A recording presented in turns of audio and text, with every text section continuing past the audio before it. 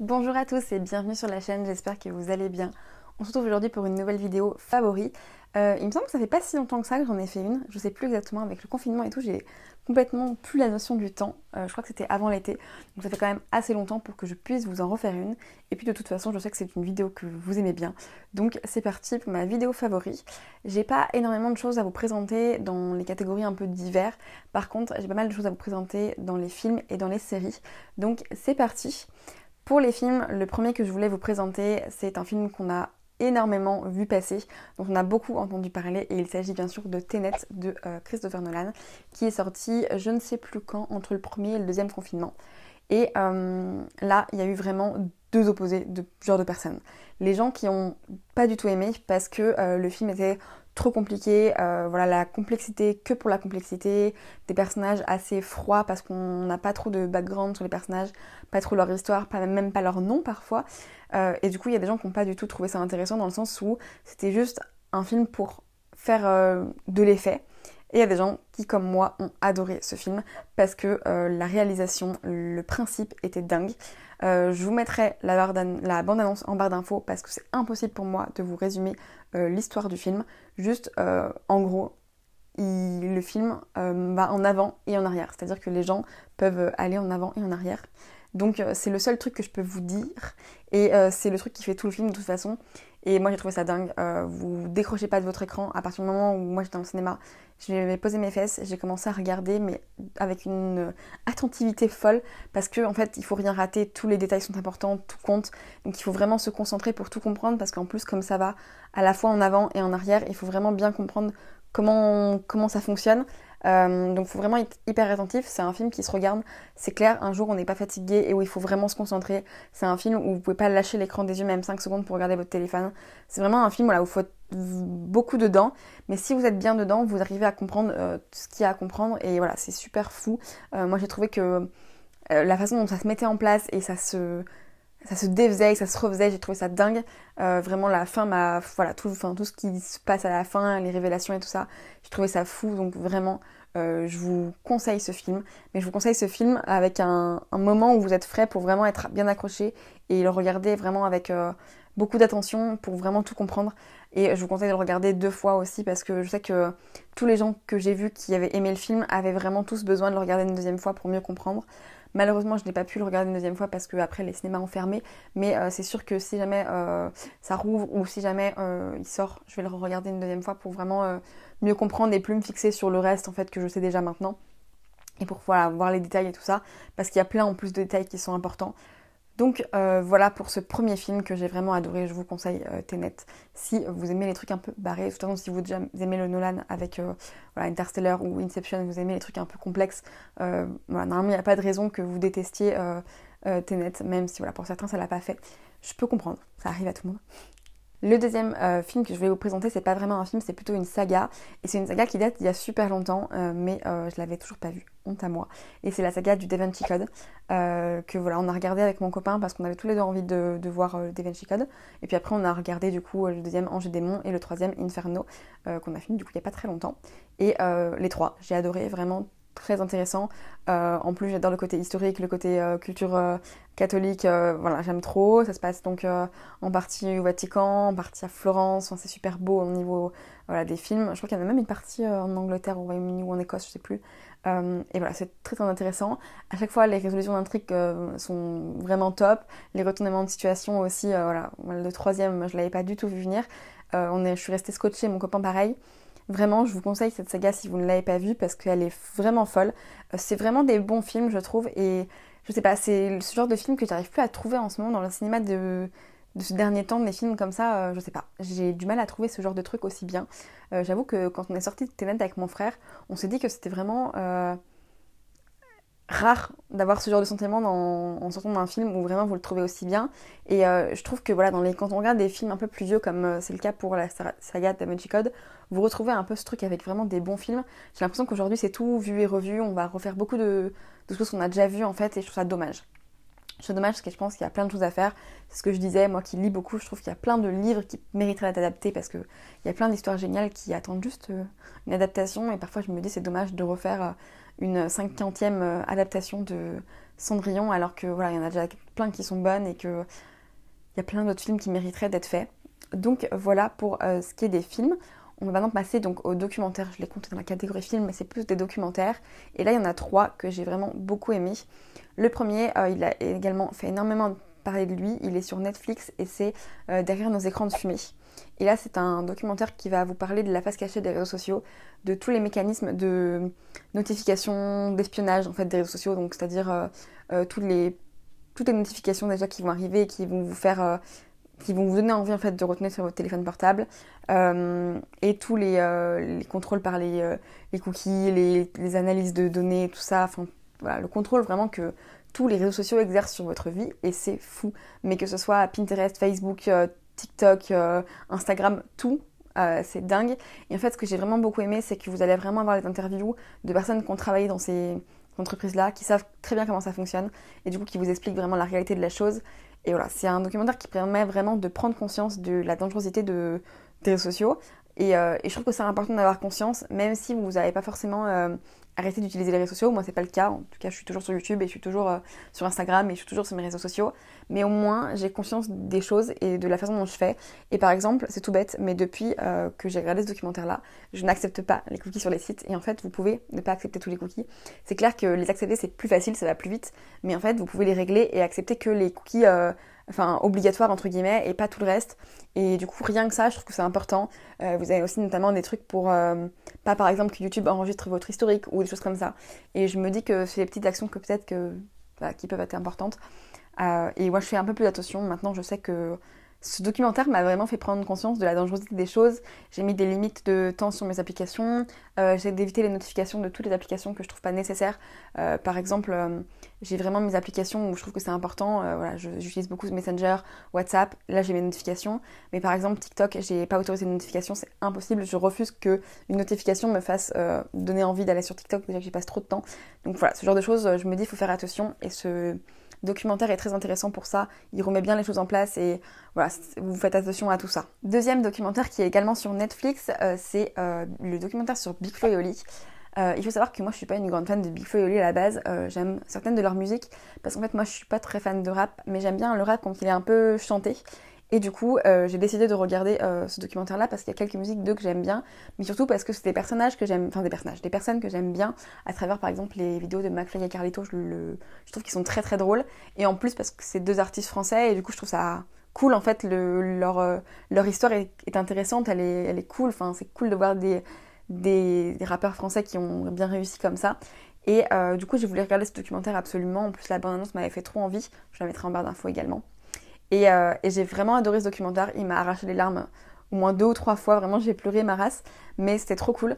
Il est super bien fait, super bien tourné, et même ceux qui n'aiment pas leur musique, vous pouvez vraiment le regarder parce que vous entendez très peu leur musique en fait pendant le reportage. Ils se concentrent vraiment plutôt sur la vie d'une célébrité, qu'est-ce que c'est, la façon dont ils ont géré leur succès jusqu'ici, la pause qu'ils veulent faire parce qu'en fait ils veulent faire une pause, voilà comment ça s'agence en fait, leur rêve qui était d'aller faire les arénas, et du coup c'est vrai que voilà, il y a toute cette histoire qui se mélange et c'est vraiment très très bien fait. Le documentaire est très très bien réalisé, enfin c'est top. Et je l'ai fait regarder notamment à ma mère qui pareil n'écoute pas tant que ça Big Flo et Oli. Elle les aimait bien dans la musique avec Petit Biscuit mais c'est tout. Et je l'ai fait regarder à mon copain qui pareil n'est pas fan et ils ont tous les deux beaucoup aimé ce documentaire là. Donc voilà, je vous conseille vraiment le documentaire sur Big Flo et Oli. C'était en tout cas un très bon documentaire pour moi. Enfin, troisième documentaire dont je voulais vous parler, il est cette fois-ci sur Arte et c'est le documentaire Pop Féminisme qui va vous raconter en fait un petit peu comment la pop culture et le féminisme se sont un peu servis l'un de l'autre et notamment on va aborder les figures de Beyoncé, on va parler d'Angel par exemple aussi, on va parler de Chila qui est une rappeuse que je ne connaissais pas dans ce documentaire, honte à moi peut-être, mais voilà en fait on va montrer un petit peu que le féminisme c'est inclus en fait dans la pop culture et du coup forcément la pop culture a démocratisé tout le féminisme et c'est pour ça aujourd'hui qu'aussi on a voilà, on a un féminisme qui se démocratise de plus en plus, en grande partie aussi parce que il est venu s'insérer dans la pop culture et du coup forcément il a été diffusé. Et du coup c'est très très intéressant comme documentaire, enfin, moi j'ai beaucoup aimé. Le seul truc que je pourrais lui reprocher c'est qu'il est un peu court, il dure que 54 minutes, ce qui est pas énorme pour un documentaire et que du coup il y a certaines choses qui restent assez en surface, qui aurait mérité d'être un peu plus creusé, un peu plus approfondi. Mais en tout cas, c'est un très bon documentaire pour voilà, faire un petit balayage de tout ça, de la pop culture et du féminisme. Et vraiment, je vous le conseille si en tout cas vous êtes intéressé par ces thématiques-là, comme moi. Et voilà, c'est un documentaire que j'aime beaucoup. Il est sur Arte, donc c'est gratuit. Je sais pas par contre combien de temps il va rester, parce que sur Arte, généralement, les documentaires, ils sont pas disponibles à vitam aeternam. Donc si jamais ça vous intéresse, allez checker ça. Voilà pour tout ce qui est film et documentaire. On passe maintenant aux séries et je vais vous parler des plus anciennes aux plus récentes. Et la plus ancienne, c'est À l'ombre des magnolias, dont je vous ai déjà parlé dans ma vidéo Un domaine d'un coup de cœur que je vous mettrai juste ici. Donc je vais pas trop épiloguer là-dessus, je voulais juste vous la rementionner au cas où vous étiez passé à côté. Parce que vraiment c'est une série qui est formidable, des petites histoires de famille, de copines. Voilà, c'est ce trio de femmes qui est hyper attachant. Chacune leurs histoires un petit peu... dans le couple, la famille, et vraiment c'est top, assez drôle à la fois sur certaines choses, assez dramatique sur d'autres.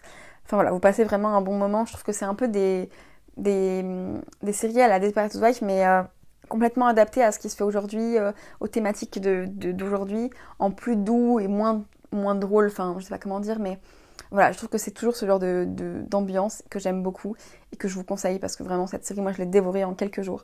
Je l'ai trouvée trop bien et voilà, je vous la conseille. Ensuite, deuxième série qui remonte un petit peu aussi, puisque je l'ai regardée à la fin de l'année, début de l'été, c'est Les Babysitters, qui est sur Netflix, et du coup est l'adaptation par Netflix de la saga Le Club des Babysitters, qui était une saga de livres, qui est la saga qui m'a fait démarrer la lecture. Donc forcément, quand j'ai vu qu'ils allaient adapter cette saga de livres en série tout de suite, je me suis dit il faut que je la regarde. Et j'ai trop adoré, la série est super courte, donc ça va très vite, je crois que c'est 10, 11, maximum 12 épisodes. Et ça va trop vite parce que voilà, ça s'enchaîne vraiment bien. La série est très très bien faite. Ça a vraiment remis au goût du jour le club des babysitters. Et vraiment, je vous la conseille si vous voulez un petit truc un peu cocooning pour passer un bon moment. C'est top. C'est l'histoire de copines qui vont monter un club pour faire du babysitting, pour se faire un peu de sous. Et chaque épisode va se centrer sur un petit point un peu différent de choses. Je sais que dans les livres, en fait, chaque histoire se centrait, chaque roman se centrait sur généralement le travail d'une des babysitters avec une famille. Là, ça ressemble un petit peu, mais c'est un peu différent. Enfin, ils ont un peu adapté ça pour que ça passe bien en série, pour qu'on voit un peu tous les personnages, qu'on ait suivi plusieurs personnages en même temps. Et vraiment, voilà, c'est top. Donc, je vous conseille cette série qui se regarde très vite, mais qui est très cool. Ensuite, troisième série que j'ai regardée pendant l'été aussi et que j'ai dévorée, mais dévorée à une vitesse, je vous dis pas, c'est Outer Banks, qui est également disponible sur Netflix. Et vraiment, là, ça a été le gros coup de cœur. Donc, ma mère et ma soeur l'avaient vue et m'avaient dit de la regarder. J'avais pas trop suivi l'histoire, mais en fait, je me suis mis devant et c'était fou.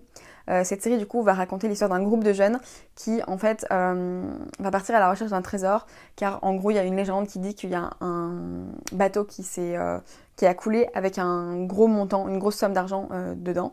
Et du coup, il y a beaucoup de gens qui partent sur la recherche de ce trésor et tout ça.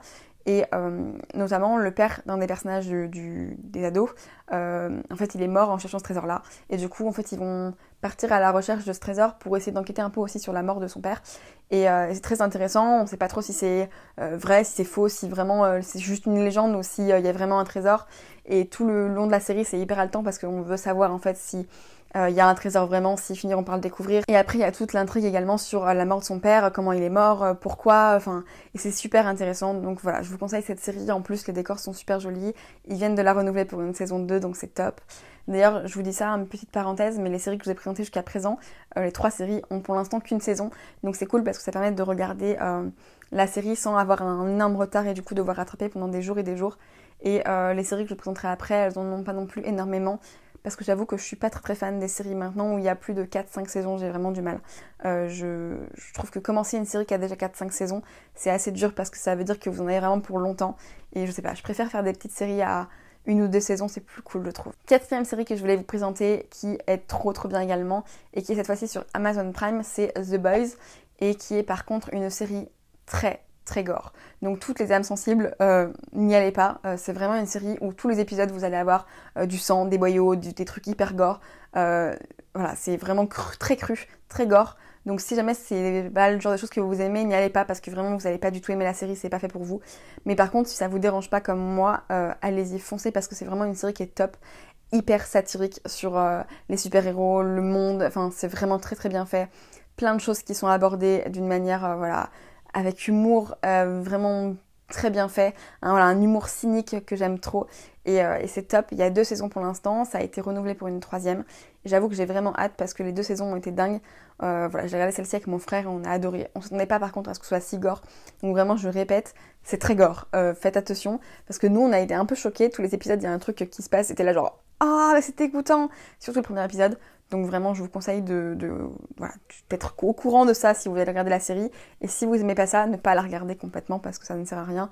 Enfin, je pense que c'est pas intéressant entre guillemets si jamais vous aimez pas le gore parce que même s'il y a une vraie satire de la société et du super-héros qui est intéressante, le gore fait quand même énormément partie de la série et en fait ça peut pas se délier. Donc c'est vraiment important que ça ne vous gêne pas pour pouvoir regarder cette série-là. Et ensuite on passe aux séries que je suis actuellement en train de regarder. Donc la première c'est 10%.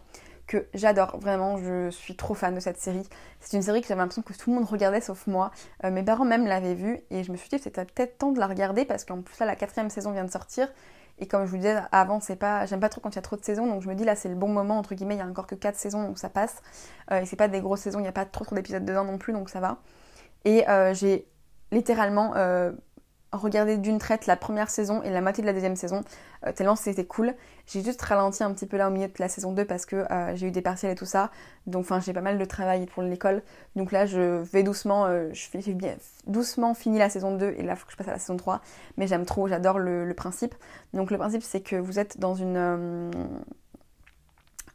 quoi, vous êtes dans une agence d'agents de cinéma, de stars de cinéma, et du coup vous allez suivre chaque agent avec chaque star, et chaque épisode va se concentrer aussi sur un agent et une star, ou alors un duo de stars en tout cas.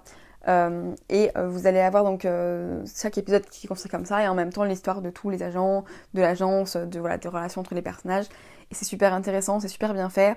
Et en plus vous avez les acteurs qui viennent jouer sur la série, donc souvent je vous le disais, il y a une star par épisode, et vous avez la star qui vient jouer son propre rôle, c'est-à-dire que, je sais pas, Virginie Efira vient jouer Virginie Efira dans 10%, et je trouve ça vraiment trop cool. Enfin voilà, je trouve que le principe est dingue. Pour l'instant, ces 2 saisons que j'ai regardées sont top, et j'espère que ça va continuer pour les saisons suivantes, que ça va être aussi bien, parce que vraiment, j'aime beaucoup, et je vous conseille cette série, qui est trop cool. Enfin, la dernière série que je voulais vous présenter, je ne l'ai pas vue en entière, et elle est très courte, mais j'aime trop l'image de cette série et je vous la conseille justement pour ça. C'est la série Hollywood qui est sortie sur Netflix également il n'y a pas très très longtemps, qui là en fait va représenter Hollywood durant les années 40 et vous allez en fait avoir un espèce de groupe de jeunes qui vont essayer de percer sur YouTube bien sûr, oui Alexia, à Hollywood, notamment certains qui sont acteurs, certains qui sont scénaristes, et en fait ils vont faire face aussi à la discrimination d'Hollywood de l'époque, voilà, les problèmes liés par exemple à la diversité, à l'homophobie, et vous allez avoir toutes ces thématiques là qui vont être abordées et c'est vraiment très cool, très bien fait. Pour l'instant j'ai regardé 3 épisodes avec ma sœur et je crois qu'il y en a 6 dans la saison, c'est une mini-série. Et c'est vraiment top. Enfin, pour l'instant, moi j'aime beaucoup et du coup je vous la conseille aussi parce que c'est vraiment bien fait et en tout cas au niveau de l'esthétisme, c'est super beau, c'est vraiment top. Et voilà pour les séries, on va maintenant passer à la musique. Et pour là, je vais vous présenter 2 playlists que j'ai moi-même créées tout simplement parce que comme ça vous aurez mes goûts, mes vrais goûts. La première playlist est une playlist qui s'appelle Fantasy, que j'ai créé en fait pour lire, comme je vous le disais dans mon dernier update de lecture, j'ai enchaîné 2 énormes romans de fantasy, donc Les Îles de Savoir et le Prieuré de l'Oranger, pardon. Et à eux deux, ça fait à peu près 1500 pages. Et du coup, pendant les 1500 pages, j'ai lu en musique. Puisque je lis toujours en musique, j'aime vraiment avoir de la musique, en tout cas une ambiance musicale pour pouvoir lire. Et du coup, fantasy, je me suis fait une playlist spéciale fantasy. Et c'est une playlist que j'aime trop, que j'utilise même encore maintenant pour travailler. Donc je vous la mettrai en barre d'infos. C'est une playlist Spotify que vous pouvez aller voir. Voilà, vous pouvez aller voir même si quelques musiques si ça vous intéresse. Et moi j'ai trop aimé travailler avec ça, lire avec ça. Et du coup maintenant c'est quelque chose que je réutilise vraiment régulièrement quand je veux lire de la fantasy, quand je veux travailler sur un truc avec un fond sonore un peu calme, un peu sympa. Je mets cette playlist généralement, c'est une playlist que j'aime trop. Donc voilà au niveau musique. Et la deuxième playlist, c'est une playlist que j'écris qui s'appelle ma playlist du moment. Généralement, j'en fais plusieurs chaque fois. Vous pourrez aller suivre mon compte Spotify d'ailleurs, je vous le mettrai, comme vous aurez les playlists. J'ai toujours mes petites playlists du moment qui sont créées à chaque fois que j'ai un petit peu des musiques qui sont en stock. Et comme ça, vous aurez un peu les musiques que j'écoute en ce moment. Je trouve ça pas grand intérêt de vous mettre les musiques dans mes favoris, sauf si j'avais vraiment un coup de cœur. Mais là, j'en ai pas tant que ça. à part la dernière de... Voilà, la dernière de Bazart qui est trop bien, qui s'appelle Denk maar niet aan je sais pas quoi. Anne Morgan, voilà, je sais pas du tout si je la prononce bien parce que c'est pas du tout français comme voilà, pouvez le voir. Mais bref, cette dernière musique de Bazart est vraiment trop cool, que je vous conseille si vous aimez le rock. Sinon ça serait un peu compliqué. Et sinon s'il y a Invisible aussi de Zara Larsson que j'aime trop, qui est une des musiques de la BO de Klaus et qui est un film de Noël que j'adore. Voilà. Je vous ferai une petite vidéo bientôt sur les films de Noël, je pense, parce que ma vie, les films de Noël simplement. Et du coup voilà, c'est vraiment 2 coups de cœur, mais vous les retrouvez du coup dans ma playlist du moment, et comme ça vous aurez un peu d'autres musiques, parce que je vais pas vous faire je trouve ça un peu nul les vidéos playlists, personnellement je suis pas fan. Je préfère vous mettre le lien de la playlist et puis vous écoutez si vous avez envie, vous écoutez pas si vous n'avez pas envie, ce sera plus simple. Voilà pour la musique. Pour le podcast, j'avoue qu'en ce moment j'écoute pas énormément de podcasts, notamment parce que je passe mes journées sur mon ordi à écouter des cours en visio, et du coup je vois pas trop l'intérêt de me remettre après encore de l'audio, c'est assez épuisant, donc ça suffit amplement. Et là, j'ai quand même écouté du coup 2 podcasts que vous connaissez déjà, que je vous en ai déjà parlé normalement. Donc le premier c'est La Leçon, que j'aime toujours autant, et le deuxième c'est Vulgaire, qui vulgarise des petits sujets. Normalement je vous en ai déjà parlé je crois. Et du coup c'est bien parce qu'ils sont très complémentaires, dans le sens où La Leçon c'est généralement des épisodes de 45 minutes, là où Vulgaire c'est des épisodes de 15 minutes. Donc selon le temps que j'ai, je sais que je peux mettre l'un ou l'autre et j'aime bien. Et sinon, je voulais absolument vous parler d'un épisode de podcast que j'ai écouté il y a un moment déjà, qui s'appelle... donc le podcast s'appelle Pour une vie plus saine et sereine, et l'épisode s'appelle Le syndrome du sauveur. Et là vraiment c'est un épisode qui est hyper intéressant sur le principe du syndrome du sauveur, sur le triangle de Karpman. Donc le triangle de Karpman, qu'est-ce que c'est ? C'est ce dont je vous parlais dans la vidéo de mon update lecture du livre de Léna Situation, qu'il explique dans son bouquin. C'est un triangle de position. En gros, vous êtes soit bourreau, soit victime, soit sauveur. Et en fait, elle vous explique ce mécanisme-là, et comme quoi on va être tous à la fois victime, sauveur et bourreau dans certaines situations, mais dans d'autres, on va avoir tendance à prendre une place spéciale.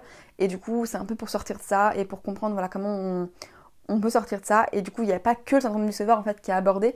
Là, elle explique vraiment le danger de la place du syndrome du sauveur, mais elle explique qu'en fait, on va pouvoir se mettre à plein d'autres places différentes, et que c'est aussi mauvais pour nous de se mettre à d'autres places que dans celle du syndrome du sauveur.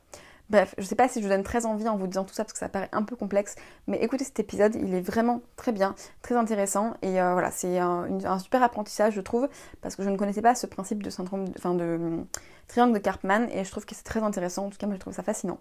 Donc voilà. Enfin, je vais finir avec YouTube, puisque c'est la dernière catégorie que j'ai. Je n'ai pas fait de grandes découvertes sur YouTube, j'avoue que je stagne un petit peu en ce moment.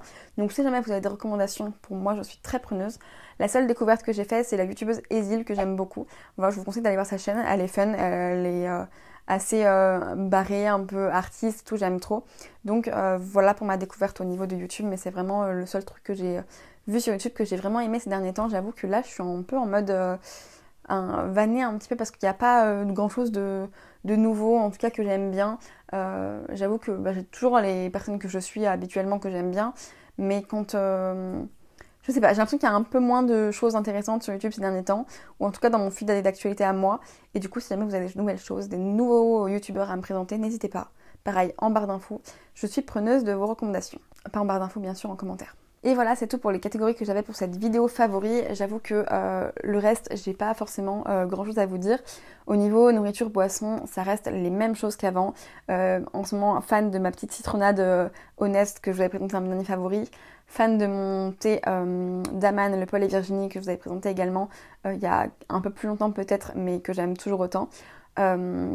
Et au niveau nourriture, j'avoue que j'ai pas trop de trucs en ce moment, à part les petits cookies de chez Michel et Augustin, que je vous mettrai juste ici, mais qui sont hors de prix et complètement hyper caloriques. Donc vraiment, c'est avec modération. Voilà pour les petits favoris. Sinon, j'ai pas grand chose à vous dire de plus. Je vous prépare très prochainement une petite vidéo, ce que j'ai dans mon iPad, avec un peu la présentation de mes applications, mon organisation, ma méthode de travail. Donc n'hésitez pas à me donner, à me dire si vous avez des questions là-dessus, à me dire pareil en commentaire ou en message privé, si vous avez des questions sur mon iPad et tout ça. Voilà, c'est tout ce que j'ai à vous dire. Et puis je vous fais des très gros bisous et je vous dis à très vite pour une nouvelle vidéo.